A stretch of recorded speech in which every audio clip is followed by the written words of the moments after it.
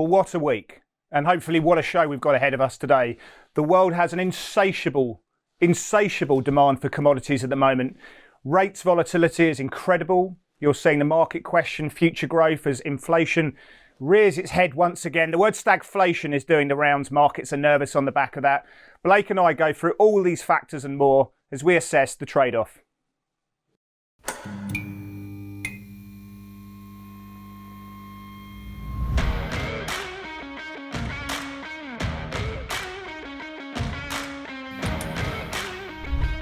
Well, hi, I'm Chris Weston, Head of Research here at Pepperstone.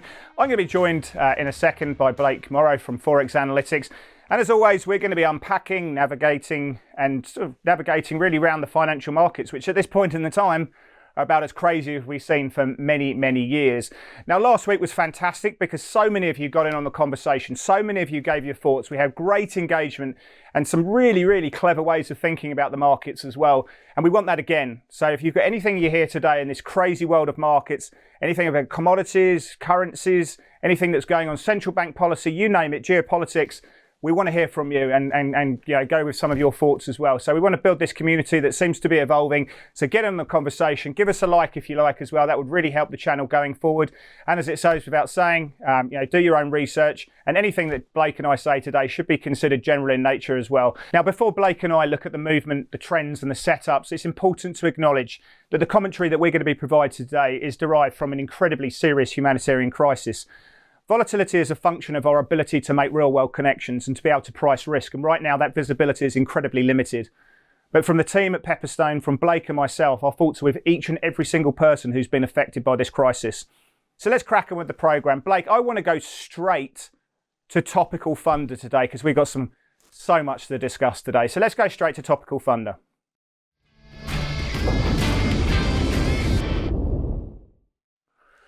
Right, well, where do we start, Blake? I mean, where do we start? Commodity prices, wheat, palladium, crude, corn, they're just going up and up and up and up and up. Interest rates, if you go and have a look at Fed funds, Euro-dollar futures, or bond markets, treasuries, or German bunds, they're all out. We're seeing some 5-6 Z-score moves. They're just absolutely ripping each way. The volatility there is incredible. You've got equity markets all over the place. European equity markets are getting flogged at the moment. They've had a reprieve overnight, but they've been getting flogged. Obviously, greater exposure to what we're seeing in Russia and the potential for defaults, and we're looking at their exposures there as well. You name it, we've got volatility all over the shop. Commodity currencies, everyone wants a piece of them at the moment. How do we trade these markets? What are you seeing there, Blake? First of all, I don't know, did we even meet last week? It feels like 3 weeks since the last time we talked, but I know it's only been a week, but you feel like... You look older, man. You look older. You look... I feel older. I actually feel older, mate. Well, thanks. It's definitely the hair's growing out. It's all... Anyway, but I wanted to say that in these markets, in these uncertain times, it's more important now than ever to watch your positioning, keep your stops tight, reduce your position sizes. I've actually had to let trades, go wider with smaller positions just to manage my risk because we are seeing this increased volatility. And I'm actually a little concerned, Chris, that you're nailing it, like this insatiable appetite for commodities. Rates are moving higher. Stocks, flow driven, I don't know, but they're ripping too. You got crude oil nearing probably 120 by the time people watch this. Is there going to be a pinnacle where it all just kind of falls apart? I don't know, but I'm a little concerned.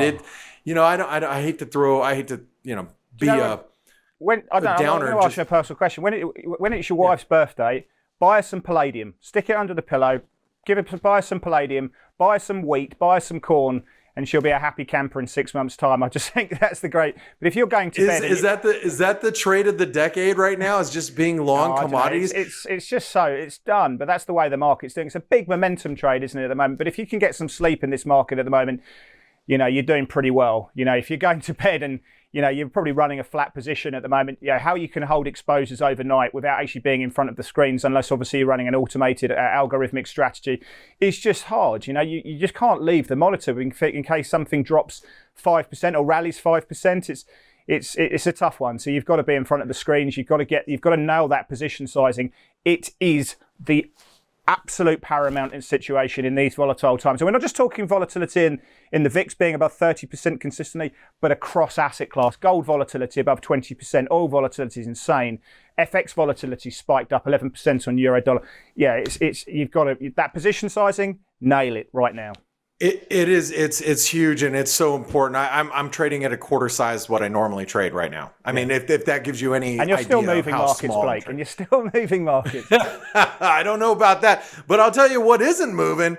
Let's take it over to the dollar, Chris. I want to talk a little bit about the dollar because we've been talking about peak hawkishness in the Fed. Now, Fed Chairman Powell came out today and he still says he wants to hike rates. Yeah. But expectations that Goldman and Citi and whoever else have been throwing out in the last several weeks, that's kind of gone out the window. I mean, expectations are coming down quite dramatically. The high, right? The day they came in and said we're going to get 9 consecutive hikes was literally the high of the market, wasn't it? And you nailed it. You came in and said, hey, that was it. But I mean, what's that going to do for the dollar now? I mean, you have other central banks that are just trying to play catch up. They're in precarious situations where they have to try to be able to get rates at a level where they can deal with existential shocks like that they're dealing with right now. But I think the dollar, I mean, I look at the dollar and I'm like, we're dealing with, I know I don't want to be a fear monger right now, but people are like, here's Russia and Ukraine. Where are they going to stop? China's going to jump in on the bandwagon. They're going after Taiwan, blah, blah, blah, blah, blah. All this fear. But the dollar has been not responsive. I mean, yes, we hit a brief new high, but is that it for the dollar? Is that all you got? I mean, that's what I'm asking. What do you think? There's a difference between trading and talking about what the dollar's going to do really long term. I mean, people are saying, what we're seeing in Russia now and the move away from being the central banks being able to use their reserves. Is this, other central banks are going to look at, moving away from the dollar? Well, I think this is an idiosyncratic situation because I don't think every country is looking to move and invade their neighbour effectively in that situation. So I think it's a difficult one to do. But people have obviously looked at the dollar's reserve status over time because of what we've been seeing. Shorter term, though, the Fed will raise rates in March, in my opinion. That's locked on. I don't think we're going to see it deviate too much. Obviously, payrolls on Friday. We'll see what happens. The big Mac Daddy one on the 10th for you, 11th for us in Australia is the CPI number. If we get solid numbers there, which I think we will, then a 25 basis point hike is a lock on. We're then looking at their projections going forward. And I like the dollar against select currencies right now. I think we're probably in agreement. I guess we're in agreement, and correct me if I'm wrong, but we like commodity currencies. Aussie, Kiwi, CAD. Against the US dollar, I still think work. They're great expressions, although I prefer to buy them against the euro on any kind of weakness on any kind of rallies in euro. They're better plays. The NOK has some attractions, or it's just super volatile. But I'm not giving up on the dollar against the yen and maybe the Swissy.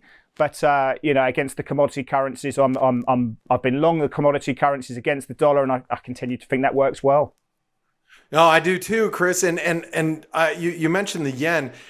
What about the move in rates today? I mean, crazy, crazy. It's nuts. I mean, the 10-year was up 8%. Yeah, it's crazy. Yeah, so we're going to continue that. And I think people are, it is, everyone's focused on geopolitics. I want to say it's the only game in town. It's not. But we heard from Jerome Powell, as you rightly pointed out there, in the central bank's situation. So we are looking at what's happening there. I mean, we heard from the Bank of Canada as well. We heard from the Bank of Canada, and we saw them raising rates. They gave a fairly optimistic view, or a hawkish view, on inflation and growth. The Canadian dollar's been one of the better performers. We'll talk about that one a little bit later on, but we've seen some attractions in the CAD, not just because of what's happening in crude, of course, in terms of trade, but they've become a little bit more hawkish at the market relative to other central banks. Jerome Powell has said that he wants to raise rates in March. He's given themselves some wiggle room. He's given themselves some flexibility if the geopolitical situation really tightens financial conditions. expectations, if we see Europe really struggling because of this debt that's going to be paid out from coupons from Russian entities, Gazprom, for example, being one, Rosneft, these guys have got to make some massive coupon payments and most of that's going to go to European banks. So we've been talking this week about solvency issues. We've been talking about, dollar funding rates and various factors again for the first time in a long time. But yeah, the Fed have given themselves a bit of leeway, a bit of flexibility that if inflation expectations roll over. The ECB have been pushing back this week, but yet the interesting dynamic that we've got there, Blake, of course, is if you have a look at expectations of inflation in Europe, they've been going up and up and up, but they've been pushing back. And that's a really bad, toxic mix, right? Higher inflation expectations driven by commodity prices. They've lowered interest rate expectations because of what's happening there. We're talking stagflation, which is why Europe right now is that ugly dog that just everyone wants to whack. So it's just it's a tough one. Well, we've seen it on a lot of crosses in Europe and especially in the euro. And I'm standing in the way of one, or actually two right now.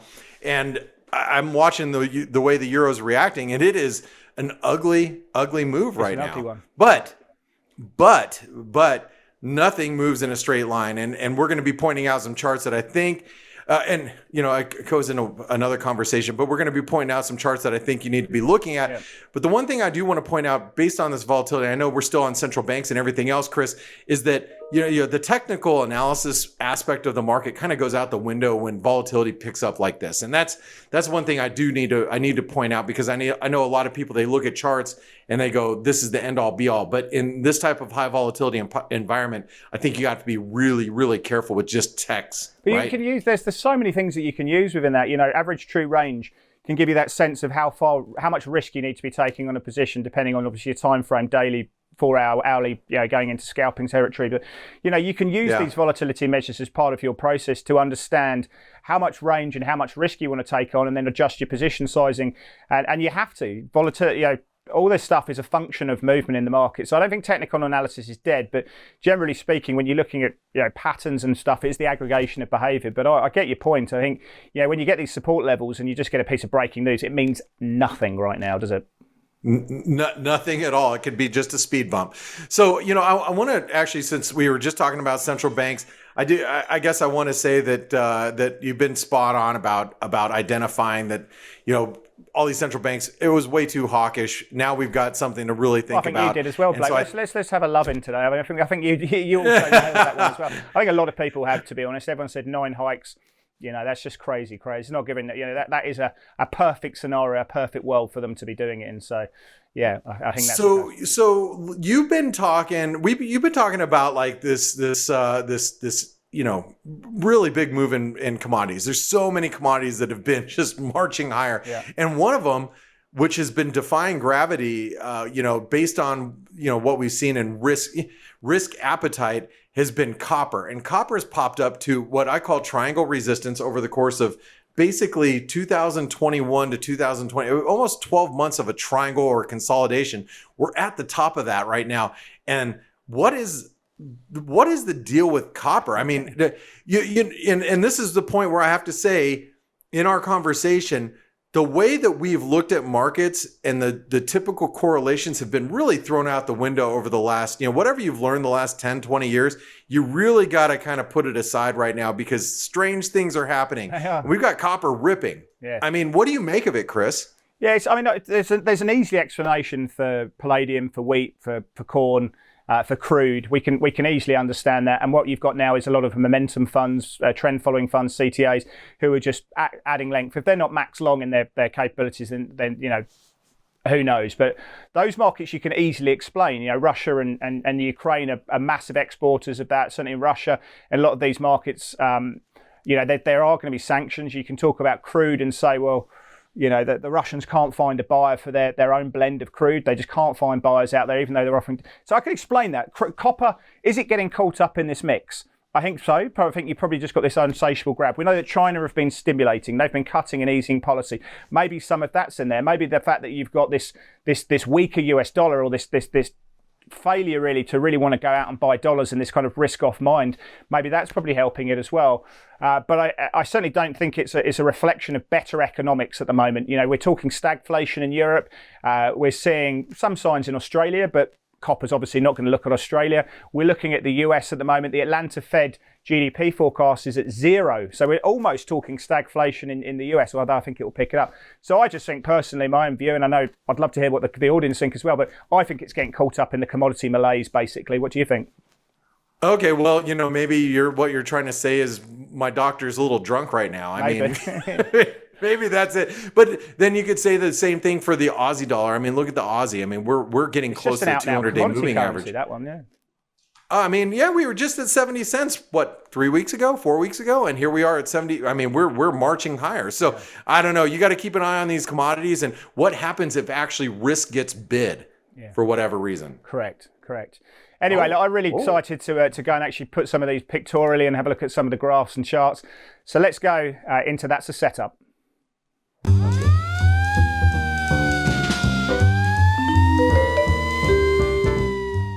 Well, I can't get away from crude, mate, to be honest. It's just ripping. It's absolutely ripping. Fundamentally, that we're hearing that, or the talk on the floor is that the Russians are trying to get their crude away. They're offering record discounts for their own blend. They're not finding many buyers. Of course, letters of credit are struggling. People can't get the financing there. Obviously, the sanctions have gone through. We've heard Joe Biden, talking about, taking away the tech for Russian petroleum firms to effectively be able to pump the stuff out and the flows there. So it's just really tough, and I think people are pricing in lower exports from Russia, who equate to about 11% of global crude. Now I've got here WTI crude, which of course is your hood, as opposed to Brent, which of course is the global benchmark. But they're doing the same sort of stuff at the moment. We are seeing the rate of change accelerate to the upside. I'm concerned that, is it overbought? Absolutely it is. Look at the red line. You can see the price and how far that is away from the 5-day exponential moving average. It's the highest level it's been in years. Now, is that due to mean revert? Perhaps. We can see that relative to those Bollinger Bands, I've got a 3 standard deviation Bollinger Band, and it's breaking to the upside. These are unprecedented moves. Well, it's not unprecedented, but these are massive moves. Relative to the 50-day moving average, the premium is about 29%. These are 3 standard deviations. So that elastic band is just ripped really, really far, Blake. And, it's just going on and onwards. So, I mean, I'm buying pullbacks at the moment. It's a momentum dream. What do you think? Well, we have to play it as a pullback or a momentum trade. As long as it's above 105 now, it's in rally mode. I mean, we're approaching 2011 highs, Chris. And I know, and I say this often on this show, traders have a tendency to want to fade big moves because they think we're going to revert back to the mean. If you decide to do that, keep your positions small and keep your stops tight. If you get run over, you get run over. Yep. And follow price. If when price goes, then go. But wouldn't really. All right. Well, okay. Well, let's talk really quick about the Russell 2000. I'm going to buck the trend a little bit here, Chris. I mean, the Russell 2000, it's setting up a double bottom. Now, I know it sounds crazy, but let's be positive here for a second. Have an open before mind, we look Blake. Have an open mind in these markets. An open mind. Let's say Putin, there's a ceasefire and an actual ceasefire, and Putin, it de-escalates the situation. And what do yields do? Yields are going to rally. And if yields rally, the markets are going to take that as a cue as everything's better again.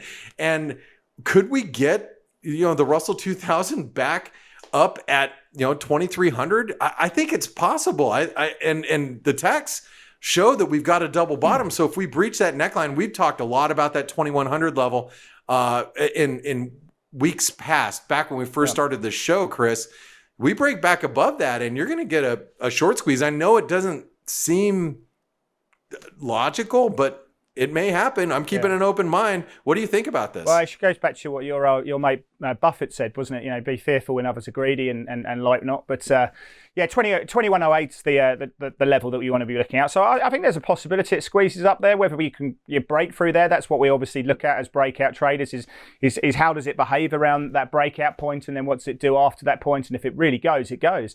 I mean, obviously, I'm not going to make a judgment call on whether we're going to see a ceasefire. I'm not qualified in those areas, but obviously, if it happens, if we see any kind of clear noises that that's going to go that way, then risk is going to absolutely explode to the upside. I'm I'm sorry. Go ahead. Well, I don't know. I mean, if price, I mean, we trade price. Price is following the news flow, and I'll take my cues from what the market's telling me as opposed to my judgment and interpretation of the news. So yeah, I think from 21.8, and it's on 21.8, and I might not even look for a full target of that double bottom. I would just look for the 200-day moving average and call it a day. So anyway. Well, we'll see. Yeah, wait for that situation. One that we did look at last week as my play of the day. I don't want to give myself a pat on the back because I do make lots of bad calls as well as some good ones. Is Palladium. Now, why do we like Palladium? We like Palladium because Russia exports 46% of the world's palladium, 80% of that going into car catalytic converters. But it's caught up in the whole wheat situation. People have looked at expressions of this geopolitics. They've sold Euro Aussie, Euro CAD, Euro Kiwi. They've bought, sold European equities. You've sold Euro equities, bought US equities or Australian equities. But one of them has been Palladium. And what we wanted to do last week was wait for that breakout of that blue line. It happened. We wanted to wait for the Bollinger Bands to expand. We wanted to see it hug the upper Bollinger Band, which it has been doing. And it's been holding the 5-day exponential moving average there as well. Now, it is overcooked, as we can see from some of the filters I use out. How far it's gone above its 5-day exponential, and it goes how far the premium percentage terms relative to its 50. But again, and this is a trending market now, so I'm buying pullbacks in this market at the moment. Obviously, we'll see what the news flow has to say, but this is trending now, and the trend followers are all over this one. So I think this is a fantastic chart. Have you got any thoughts on this one, Blake? Well, all I would say is any dip down at 2450 is probably where you want to be a buyer. So just that breakout point that you pointed out, that blue line, you want to be a dip buyer towards there. That's your best risk reward situation from a technical perspective, especially if you can get behind the idea of what's happening in the markets. And we've talked a lot about commodities and about how strong they are. You just want to be a buyer on dips, not, and you don't necessarily need to sell rips, but you probably want to take profits there and buy dips. And if you can find a good place to have the best risk reward, like I said, I think it's around the 2450 level. Then next thing you know, you're targeting those highs that were back in July of 2021. Yeah, I think gold's an interesting. I didn't put gold here, but gold into 1950s found loads of supply. I mean, crypto. We could have had a whole show on crypto today, but Bitcoin looks like it wants to break out in another capacity. But Palladium's been the one that's been on my radar there. It sure does. All right. Well, I'm gonna actually turn your attention over to the loony. And so, am I even loony for thinking about this one, Chris? The dad man had to throw that. I had to throw it. Yes, the dad jokes are bad. I've been actually following this wedge for a long time, and we had the Bank of Canada come out today. They raised rates. The Canadian firmed up. You could argue that it's actually firmed up because of that. It firmed up because crude oil is above 110 on WTI. Whatever your argument is. The one thing I do want to point out, I mean, you look at let's just point out the last, what is it, 3-4 weeks worth of consolidation, Chris? Yeah. I mean, we've had crude oil ripping above 90 in that time, above 100, above 110. It's breaking out, and the dollar Canadian can't even get to the 200-day moving average. Look, I don't know if crude oil is overbought. And if we're going to get a pullback, I'm assuming we are at some point. But if there is 1 ounce of de-escalation in the dollar CAD, I'm looking at that dip down to the 200-day moving average, that trend line, that wedge support. I'm going to look at that level as a level to be long. And that comes in around 125.50 to 126. I know I have to give it a little bit of room, but when you're trading in this type of volatility environment, you've got to give your ranges, you got to widen them, just like your Bollinger Band. So what do you think about this one, Chris? I think it's one for the scalpers, mate, isn't it? I mean, you're going to be looking down at those levels, you're going to be looking at the trend, you're going to be looking at the 200-day, and you're going to be looking at, picking up a cheeky scalp off those levels. I think that will probably be one there, but it really depends on your strategy and your time frame in that. But I think when you're looking at scalps and you're looking at support and resistance, that you've got some very strong confluence of support levels to look at that one. So definitely, but we are breaking down to the bottom side of that consolidation range, as you say. Does this mean we're going to see a more explosive, a more impulsive move lower? Perhaps. We'll see what happens. I mean, I like the CAD right now, but not so much against the dollar. There's other currencies to look at. EUROCAD's been the big mover there. NOK CAD, I think, to the downside. Swedish CAD to the downside, I think, has been the better trade there as well. And with those plays of the days in mind, I'm really interested to hear what Blake's got on his dad joke mind at the moment. So we'll go to play of the day.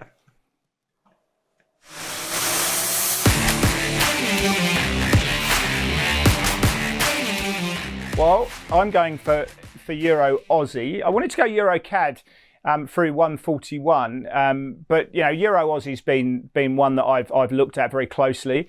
I mean, look, you're looking at that right now, and you're seeing it hit that top end, the February highs. We've had a 6% move lower. We've broken through those November lows as well.